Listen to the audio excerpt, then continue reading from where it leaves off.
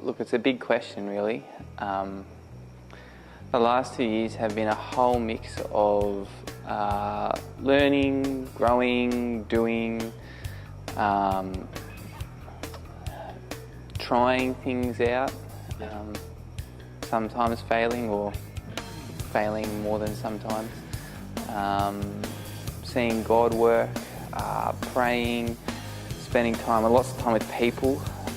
I think one of the biggest things that MTS is teaching me still is to be humble. I say teaching me still because I don't think I've learned it properly yet. That's in terms of my own personal godliness. I think in terms of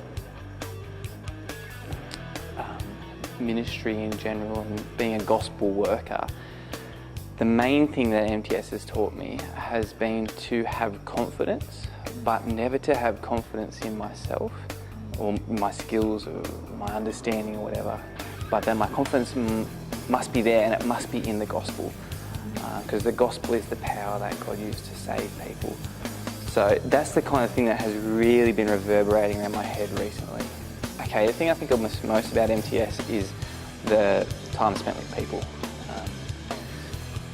So next year I'm heading off to Sydney to do Bible college, going to more theological college, and a lot of my days will be spent reading and dealing with big ideas and passages and what people have thought in the past about God, and that's going to be really good. And I think it's really necessary if I'm going to do the kind of work I'd like to do in the future.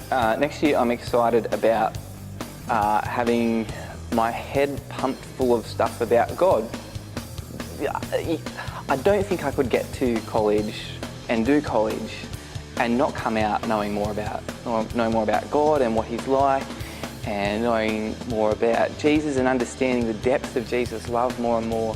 So I'm excited about that, I guess. Yeah, for sure. I'd absolutely do it again. Obviously, if I did it now, knowing what I know now, I'd do some things differently, but that's part of what it is to learn and to grow. 2 things. I think I'd say 2 things to a new apprentice. The first thing is just give everything a go, because it's at a time when you can fail and it's okay. The second thing is pretty much what I said before, is have confidence in the gospel. Keep preaching the gospel. Don't let the gospel become a second issue when you end up meeting someone who has a mental health difficulty or is struggling with alcoholism or struggling in keeping pure or whatever it is. Don't let those things dominate the entirety of what you spend the time talking about. Let the gospel speak into those issues and let the gospel speak into those people's lives. The gospel is God's word, His power for salvation. We must be gospel preachers.